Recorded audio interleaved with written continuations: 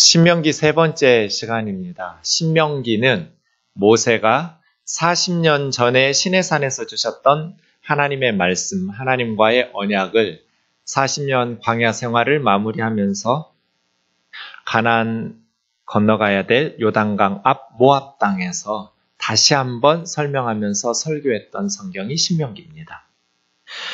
죽음을 앞둔 모세가 이제 가나안 땅에 들어가서 살아야 될 다음 세대들에게 무슨 얘기하고 싶었겠어요? 그 땅에 들어가거든 하나님의 말씀에 순종하면서 살아라. 그러면 너희가 복되고 형통하게 될 것이다. 이 말이겠죠. 신명기에 하나님의 명령에 순종하여 행하라는 말이 50번 나와요. 이것이 신명기의 주제예요. 죽음을 앞둔 모세의 간절한 메시지는 너희가 요단강을 건너 가나안 땅에 들어가거든 하나님의 말씀에 순종하면서 살아라. 그러면 너희가 복되고 형통하게 될 것이다. 만일 그렇지 못하면 너희는 속히 멸망하게 될 것이다. 이지요. 마태복음 5장, 6장, 7장을 산상설교라고 말합니다.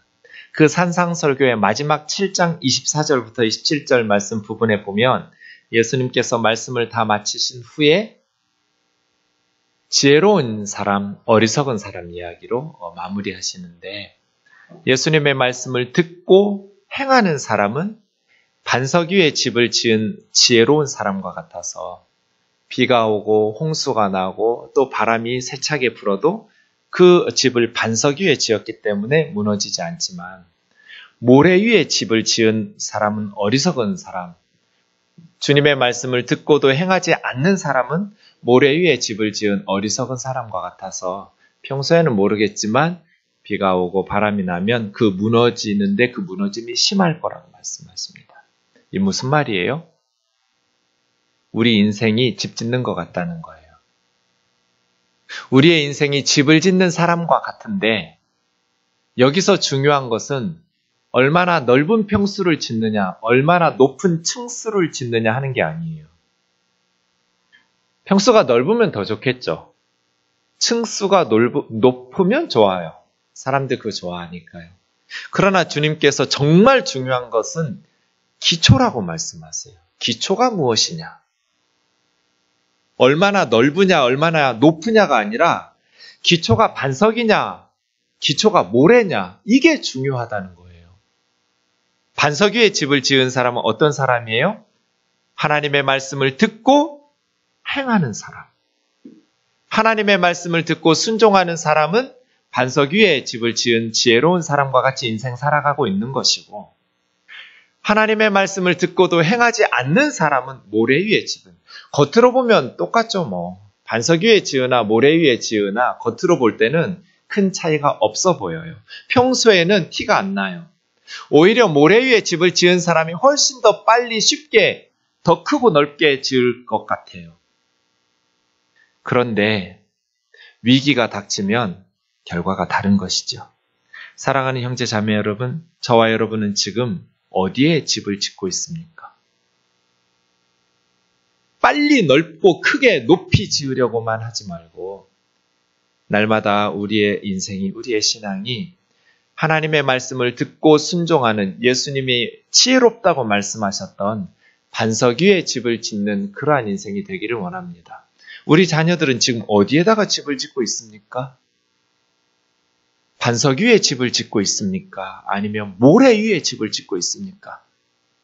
넓고 높게 빨리 지을 것 같지만 하나님께서 홍수가 나고 바람이 불으면 다 무너질 것이라고, 그 무너짐이 매우 심할 것이라고 말씀하시는 그런 어리석은 인생 살지 않기를 원합니다. 모세가 후손들에게 하나님의 말씀을 잘 듣고 그 말씀에 순종하면서 살아라. 그러면 너희가 복되고 형통할 것이다. 하나님의 명령에 순종하면서 살아라. 그러면 가나안 땅, 그 적과 꿀이 흐르는 아름다운 땅에서 하나님께서 너희와 함께 하실 것이기 때문에 너희 행하는 모든 일이 형통하게 될 거라고. 이 말씀을 명심하면서 살아가기를 원합니다. 신명기의 구조를 좀 보겠습니다. 십계명이 성경에 2번 나옵니다. 한 번은 출애굽기 20장, 한 번은 신명기 5장입니다. 출애굽기 20장은 애굽에서 나온 직후에 3개월 만에 시내산에서 맺었던 40년 전에 맺었던 상황에서 주신 십계명입니다. 그리고 신명기 5장은 40년 광야 생활 마치고 이제 가나안 땅에 들어가기 직전에 맺었던 언약갱신이라고 할 수 있습니다. 그래서 신명기 5장에 십계명이 나옵니다. 똑같지는 않습니다. 똑같은데 후세대들을 위해서 설명이 깃들여져 있기 때문에 그 다음 세대를 위한 해설이 붙어 있는 것이 신명기입니다. 그리고 오늘 우리가 보는 9장 말씀은 그 십계명이 나오는 5장 뒤에 6장에서 11장 사이에 있습니다. 이게 가장 중요한 부분인데요. 신명기에서 제1계명에 대한 해설입니다. 그리고 12장에서부터 26장까지는 10계명의 순서에 따라서 율법을 해설하는 식으로 신명기를 이루고 있습니다. 그러니까 하나님의 명령을 지켜서 행하라는 것의 뼈대는 10계명을 중심으로 해서 확대되고 있는 것입니다. 5장에서부터 26장까지가 그렇습니다. 오늘 말씀 1, 2절 본문을 좀 같이 읽겠습니다. 시작. 이스라엘아 들으라. 내가 오늘 요단을 건너 너보다 강대한 나라들로 들어가서 그것을 차지하리니 그 성읍들은 크고 성벽은 하늘에 닿았으며 크고 많은 백성은 내가 아는 아낙 자손이라. 그에 대한 말을 내가 들었나니 이르기를 누가 아낙 자손을 능히 당하리요 하거니와. 가나안 사람들은 이스라엘 사람들보다 압도적으로 강력한 나라들이었습니다. 성벽은 크고 성읍들이 크고 성벽이 하늘까지 닿을 만큼, 그리고 특별히 그들은 가나안 땅의 아낙 자손에 대한 소문을 들었는데, 아낙 자손은 키가 크고 장대한 거인족들, 아낙 자손이라고 말합니다. 그래서 사람들은 누가 아낙 자손을 능히 맞서 싸울 수 있을까? 도대체 누가 아낙 자손하고 맞설 수 있는가? 이런 말들을 들어야 했습니다. 하나님의 일을 하는 사람들에게 있어서 가장 치명적인 위험은 두려움입니다. 두려움. 하나님의 말씀을 순종하면서 살고 싶은데 두려움 때문에 세상과 타협하게 돼요. 하나님의 백성들이 두려움을 집어먹으면 하나님의 말씀과 명령에 순종하기가 어려워지게 됩니다. 그런데 지금 이스라엘 백성들이 처한 상황은 두려울 수밖에 없는 상황이에요. 자기들은 무기가 없어요. 강력한 훈련된 군사도 없어요. 그에 비해서 가나안 땅의 사람들은 크고 넓은 많은 수요의 성읍들과 성벽들, 그리고 강대한 아낙 자손들로 군대를 구축하고 있어요. 그러니 이스라엘 백성들이 두려워할 수밖에 없는 것이죠. 그래서예요. 자기들보다 강한 상대와 싸워야 되는데 두렵지 않은 사람이 누가 있어요? 패배에 대한 두려움을 다 가지고 있을 수밖에 없는 상황에 3절이 중요한 거예요. 3절. 두려울 수밖에 없는 상황이 1, 2절이에요. 그래서 3절을 기억해야 돼요. 같이요. 시작.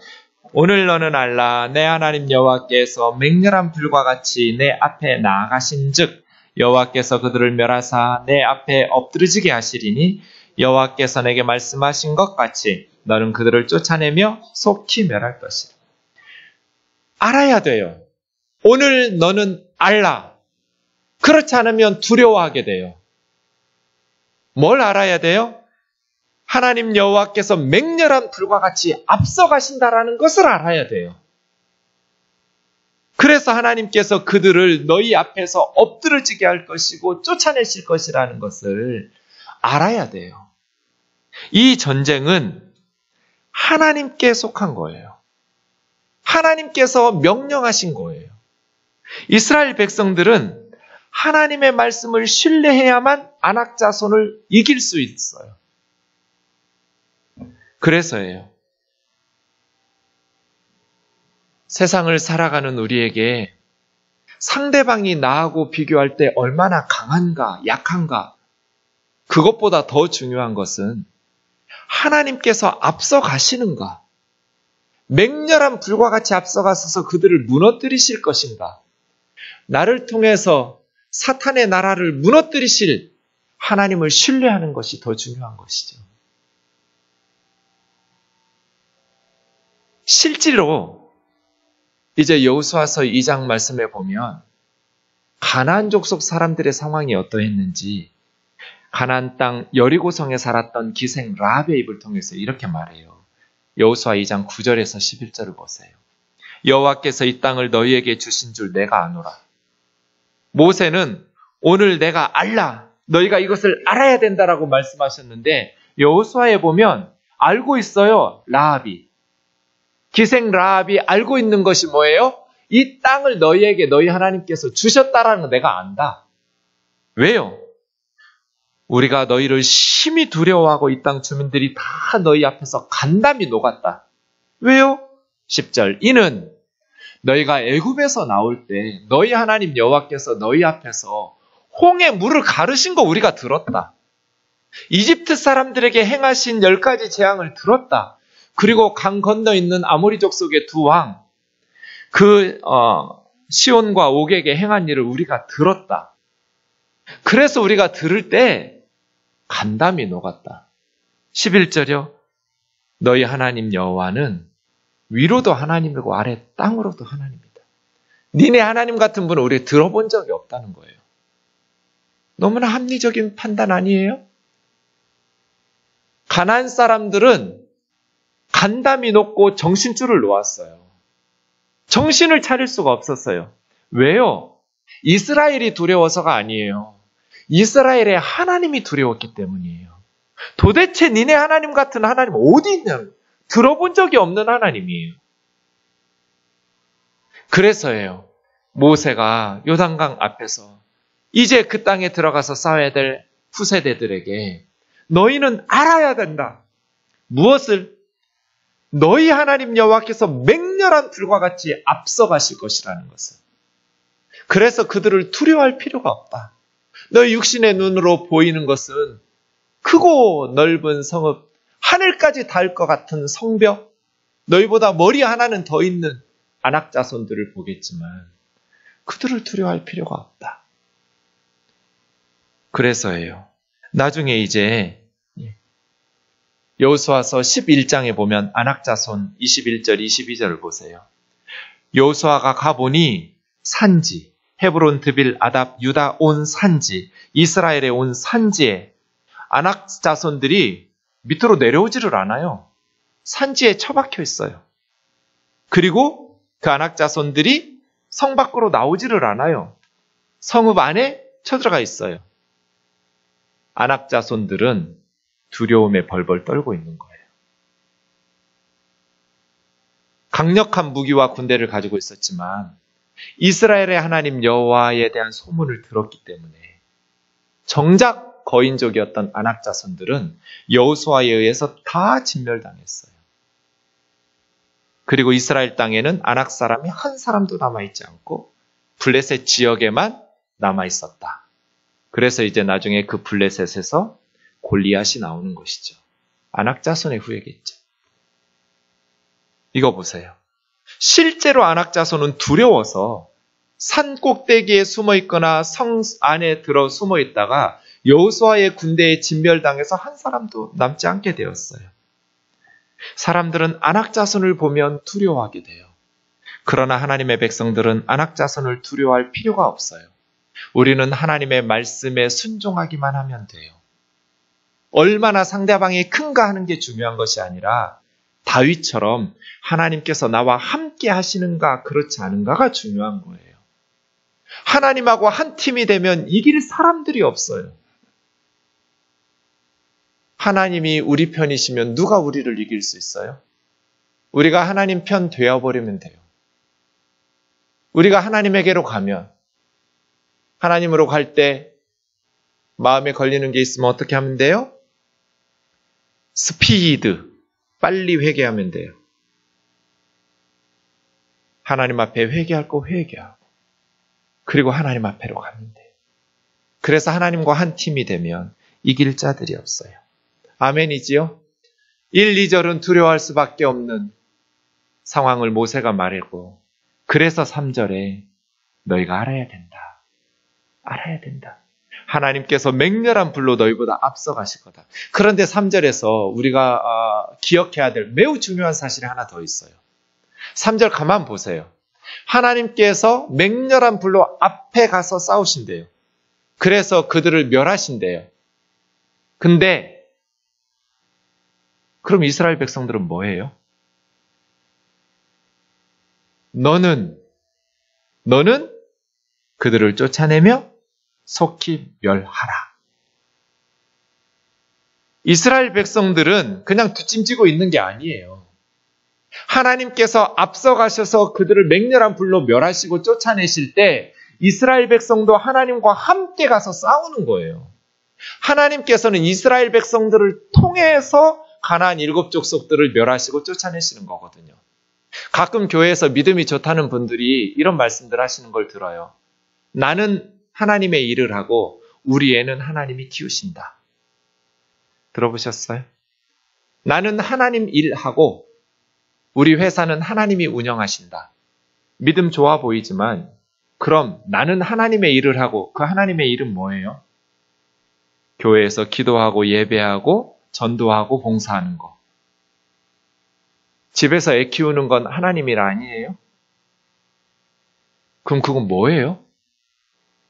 회사를 운영하는 것은 하나님 일이 아닌가요? 그럼 뭐하러 하세요?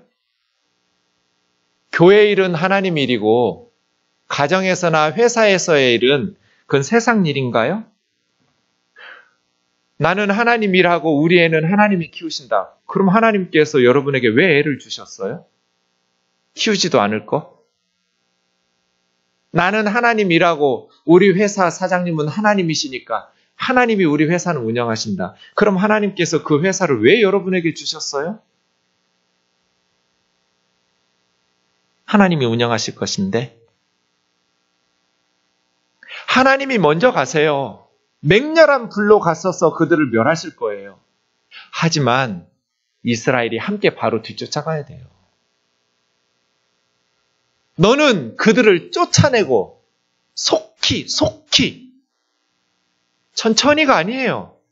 바로 뒤쫓아와서 하나님과 함께 그들을 몰아내야 되는 거예요. 이것이 하나님이 일하시는 방식이에요. 인생은 우리 힘으로 살아가는 건 아니에요. 하나님의 능력으로 살아가지요. 그러나 우리도 하나님과 함께 가나안에 들어가서 싸워야 돼요. 고생하면서 실력을 길러야 되고 목숨 걸고 쫓아내기 위해서 멸하기 위해서 싸워야 되는 거예요. 나쁜 일에만 절제가 필요한 게 아니에요. 좋은 일에도 절제가 필요해요. 기도가 좋지만 전도가 좋지만 예배가 좋지만 아이들 오기 전에 집에 가 있어야죠, 엄마가. 애들이 제일 싫어하는 게 뭔지 아세요? 학교에서 집에 왔는데 집에 아무도 없는 거래요. 맞이해주는 사람이 없어요. 교회에서 열심히 봉사하고 기도하다가도 가족들이 돌아올 때가 되면 집에 가서 준비를 하고 따뜻하게 밥하고 청소하고 준비해야죠. 가정에서 아이들 잘 키우는 게 하나님 일이에요. 교회에서 봉사하는 것만 하나님의 일이 아니에요. 회사에서 열심히 일하는 게 하나님 일이에요. 회사 운영 잘해서 직원들에게 월급 많이 주고 나라에 세금 많이 내는 게 애국자예요. 그거 하나님 일이에요. 교회에서 목사에게 잘하려고 하지 말고 집에서 남편에게 잘하세요. 그게 하나님 일이에요. 목사님에게 하는 건 하나님 일이고 남편에게 하는 건 세상 일이 아니에요. 교회에서는 잘하고 목사한테는 잘하려고 하는데 가정에서 남편에게 함부로 하기 때문에 저와 여러분의 인생이 망가지는 거예요. 하나님께서 우리 가정들을 회복하시기를 원하세요. 아멘이죠. 하나님은 우리 가정을 회복하게, 행복하게 하시기를 원해요. 그런데 누구를 통해서? 우리를 통해서 가정을 회복시키실 거예요. 하나님께서 우리 아이들을 잘 키우시기를 원하세요. 그런데 하나님은 우리를 통해서 그 일을 하실 거예요. 그래서예요. 3절을 잊어버리면 안 돼요. 가끔 그런 생각이 들어요. 우리 집사님들이, 우리 권사님들이 나한테 저렇게 잘하듯이 자기 남편한테도 잘할까? 그러면 정말 가정이 행복해질 텐데. 지구상에서 저한테는 한 여자만 잘하면 돼요. 여러분 필요 없어요. 여러분 남편한테 잘하세요. 애들한테 잘하세요. 그게 하나님의 일이에요.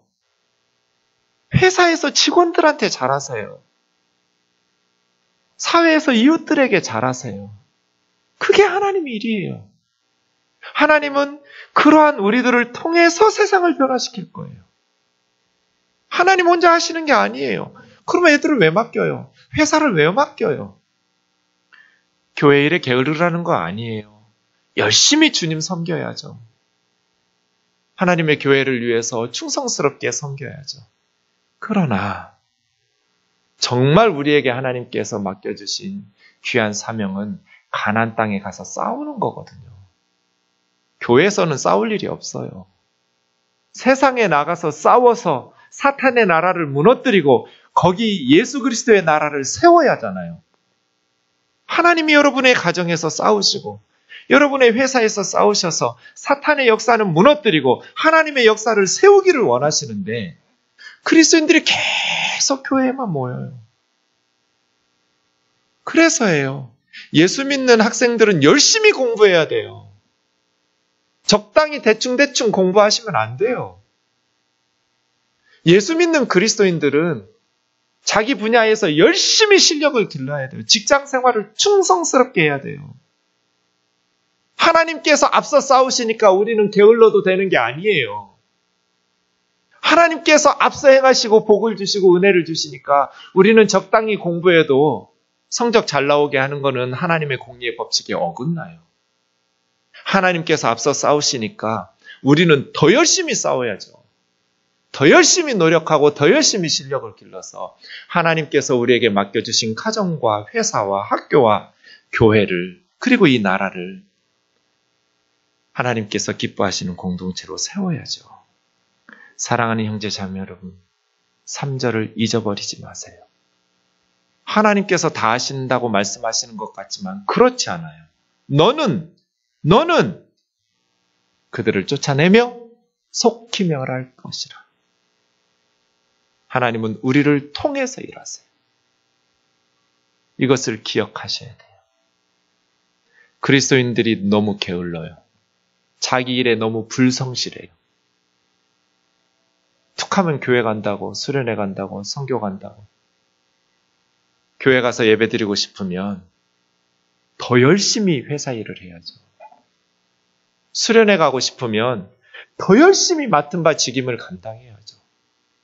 단기 선교 가고 싶으면 평소에 더 열심히 회사 일을 해야죠.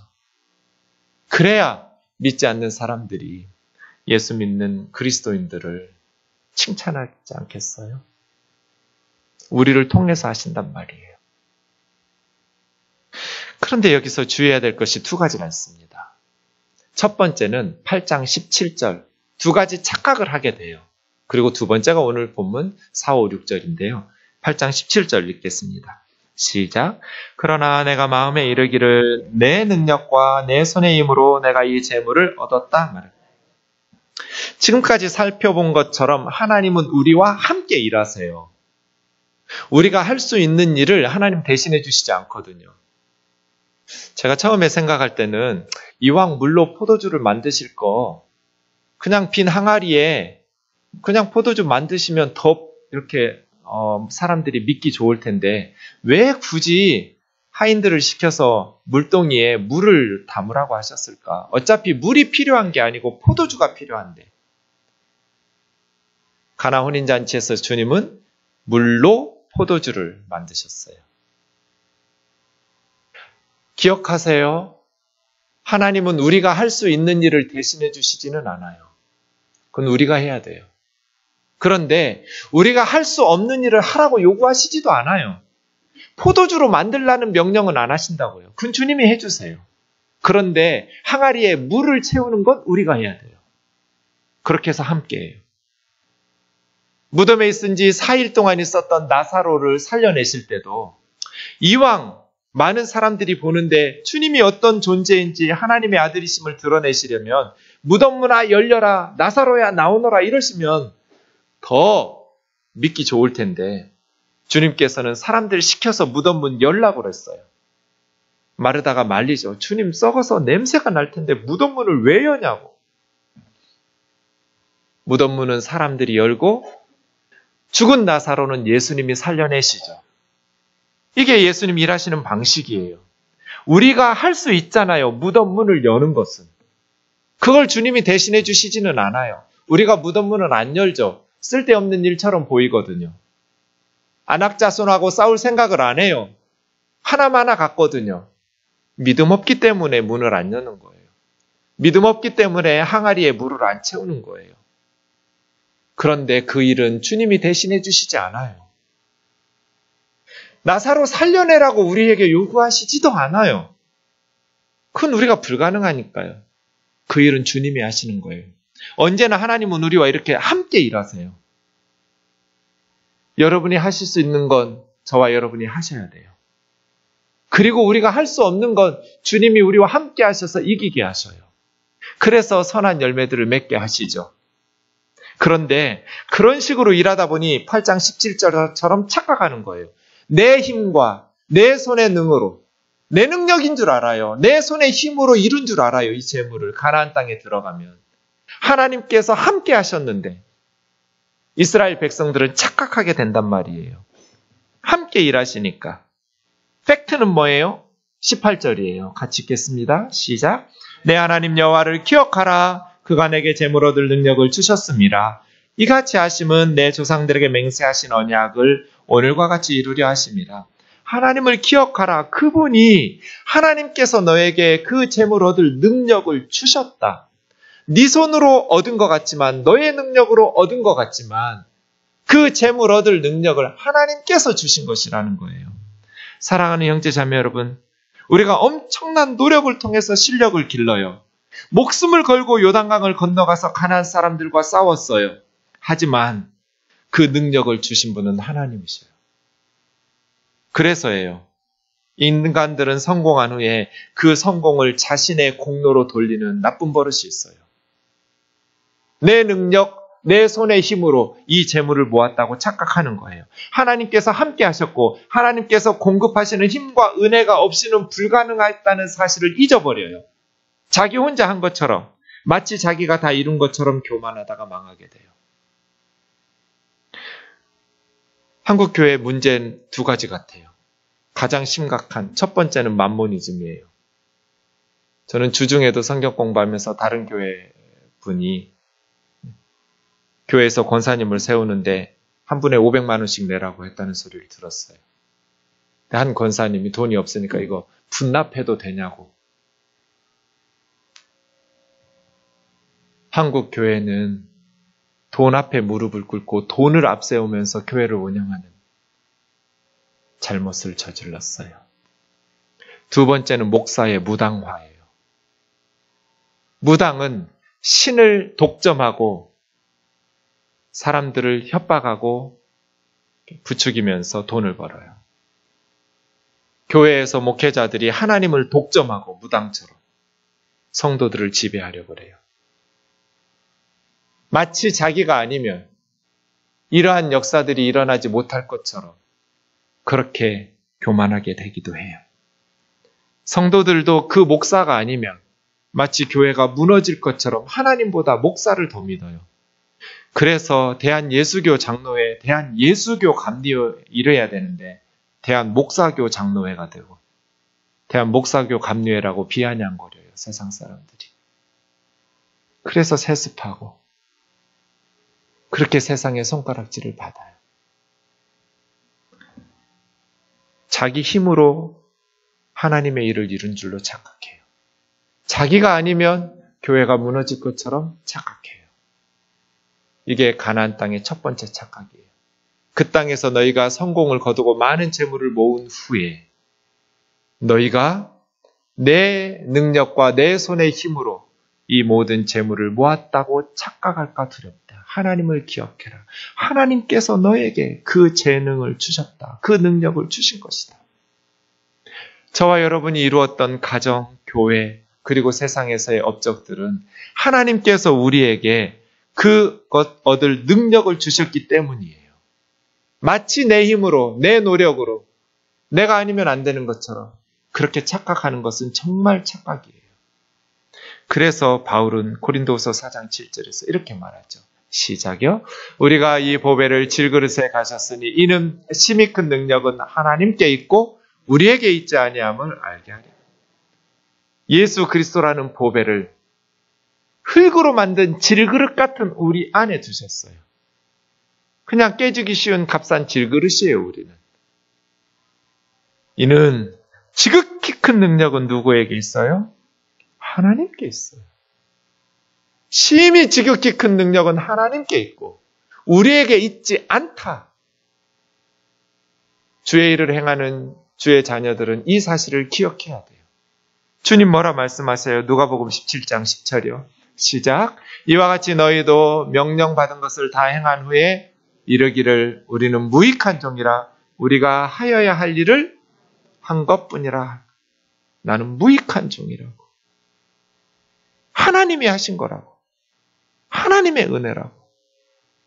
그런데 사람들은 큰 성공을 거둔 후에 자기가 한 줄로 자랑하고 자기를 높여요. 예수님을 높이고 자랑하는 우리 생동교우들이 되기를 원합니다. 놀이터의 시소 이야기를 저는 자주 합니다. 예수님과 우리는 맞은편에 앉아 있어요. 내가 높아지면 예수님은 낮아져요. 예수님 높이고 싶으면 내가 낮아져야만 돼요. 가만히 있으면 낮아질 수 없어요. 뒤로 가서 앉아야 돼요. 무거운 걸 들고 앉아야 돼요. 힘을 써야 돼요. 성공할수록 세상에서 더 점점 사람들이 높일수록 우리는 더 점점 낮아지려고 애쓰지 않으면 이런 첫 번째 착각에 빠지게 될 거예요. 주의 일을 충성스럽게 잘 감당한 후에 버림받은 사람들이 너무 많아요. 예수님의 말씀처럼 하나님께서 명령하신 것을 다 행한 후에 나는 무익한 종이라고. 하여야 할 일을 했을 뿐이라고. 심히 지극히 큰 능력은 우리 하나님께 있었고 나는 그저 하나님께서 행하신 것을 뒤따르면서 무익한 종으로 수종했을 뿐이라. 그렇게 주님을 높이고 하나님을 높여야 우리가 끝까지 하나님의 제자, 예수님의 제자, 하나님의 자녀로 남아있을 줄로 믿습니다. 두 번째 착각이 오늘 본문 4절에서 6절에 있습니다. 4절 상반절을 보시죠. 내 하나님 여호와께서 그들을 내 앞에서 쫓아내신 후에 네가 심중에 이르기를 뭐라고 말할까? 이게 이제 두 번째 착각입니다. 가나안에 들어가서 가나안 사람들을 다 쫓아낸 후에 이스라엘 사람들 마음속으로, 입으로 떠들지는 않지만 마음속으로 어떤 착각을 하게 될까요? 첫 번째 착각은 내 능력, 내 손의 힘으로 이것을 얻었다. 이 착각이에요. 두 번째 착각은 뭘까요? 4절 하반절을 보시죠. 내 공의로움으로 말미암아 여호와께서 나에게 이렇게 보답해 주셨다고 착각하는 거예요. 그런데 오늘 본문에서 3번이나 말해요. 너희들이 공의로워서 가나안 땅을 주는 게 아니다. 그럼 가나안 땅을 왜 주세요? 두 가지인데요. 첫 번째, 그 땅 사람들이 악하기 때문에 가나안 7 족속들의 죄를 심판하기 위해서 주는 거라는 거예요. 가나안 땅 사람들이 악함으로 말미암아 주신다. 5절로 반복하고 있죠? 5절이요? 네가 가서 그 땅을 차지함은 너의 공의로움 때문도 아니고 너의 마음이 정직하기 때문도 아니다. 그럼요. 이 민족들이 악하기 때문이다. 그리고요. 너희 조상 아브라함과 이삭과 야곱에게 맹세하셨던 것을 이루려 하십니다. 너희가 공의롭고 너희 마음이 정직하기 때문에 주는 게 아니라는 거예요. 그리스도인들이 기억해야 돼요. 우리가 열심히 기도하고 우리가 신앙생활 잘하면 그냥 믿지 않는 세상 사람들의 것을 빼앗아 주시는 게 아니에요. 그 사람들이 하나님을 믿지는 않지만 착하게 산다면 굳이 하나님께서 믿는 우리들을 위해서 그 사람들을 쫓아내시는 게 아니에요. 그 사람들이 악했기 때문에 주시는 것이죠. 그래서 그리스도인들이 세상 가운데 살 때 주의해야 돼요. 어느 장로님이 시골에서 마을 이장을 하셨는데요. 비료를 이제 정부에서 나온 걸 팔아요. 옆 마을은 11,000원씩 팔았어요. 그런데 우리 마을은 12,000원씩 비료를 한 포대에 팔았어요.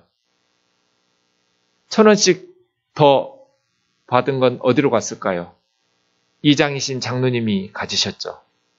그리고 말씀하시기를 내가 새벽마다 하나님 앞에서 기도하니 하나님께서 나에게 이 재물을 주셨도다. 그렇게 동네에서 떠주고 다녀요. 교회에서 간증하고. 맞아요?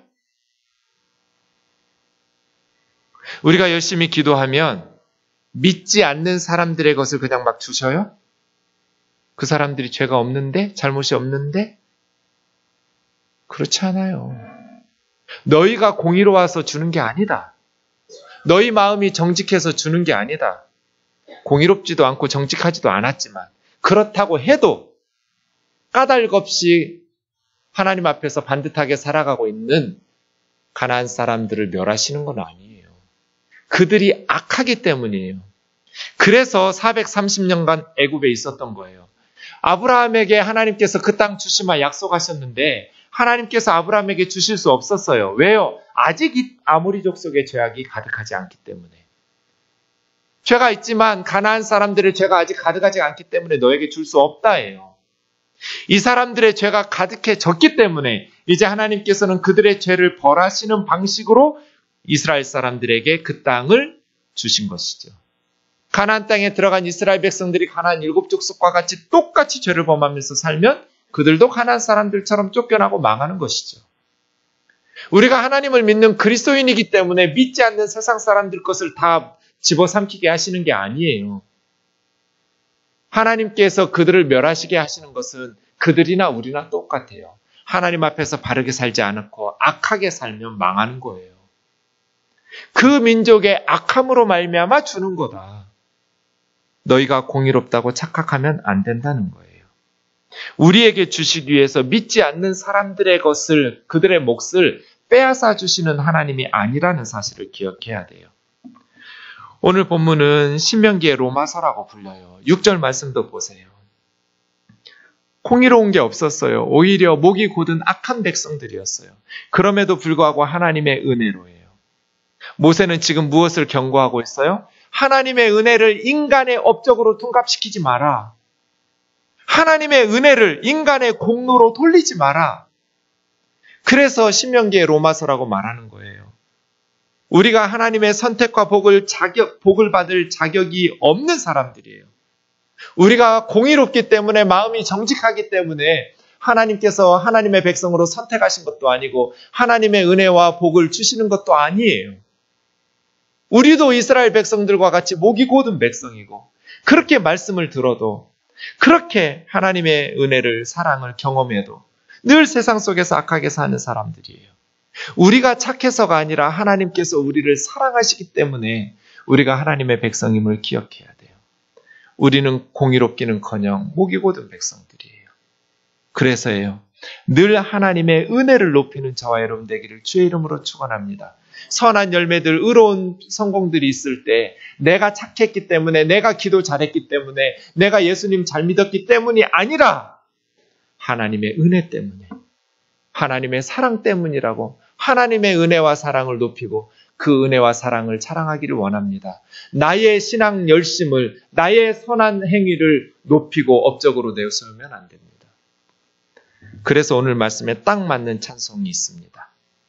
찬송가 494장 3절이에요. 빈손 들고 앞에가 십자가를 붙드네. 의가 없는 자라도 도와주신 바라고. 생명샘에 나가니 나를 씻어주소서. 우리 생동교우들은 뜨겁게 주님을 믿기를 원합니다. 미지근하지 않기를 원합니다. 로마서 12장 11절에서 말씀하신 것처럼 열심을 품고 푸뉴마티 제온테스, 불붙은 영혼이에요. 직역하면. 불붙은 영혼으로 주님을 섬기라고 그랬어요. 뜨뜻미지근하게 주님 섬기지 말고 뜨겁게 주님 섬기기를 원합니다.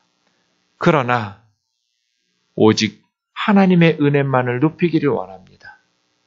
나를 높이지 아니하고 마치 내 힘으로 내 능력으로 내가 착하고 내가 의로워서 하나님께서 복을 주셨다라는 교만을 내어버리고 나는 죄인이지만 목이 곧은 백성이지만 하나님께서 베푸시는 은혜에 비해서 나는 너무나 더디가는 불순종의 사람이지만 하나님께서 예수 그리스도 안에서 우리에게 은혜 베풀어 주시고 하나님께서 맹렬한 불로 앞서가서 행하셔서 하나님의 은혜로 내가 주님 앞에 서 있음을 항상 기억하는 저와 여러분 되기를 주의 이름으로 축원합니다. 그래서 우리의 향유 옥합을 주님의 발 앞에 깨뜨릴 수 있기를 원합니다. 묵상 찬송하고 기도하겠습니다.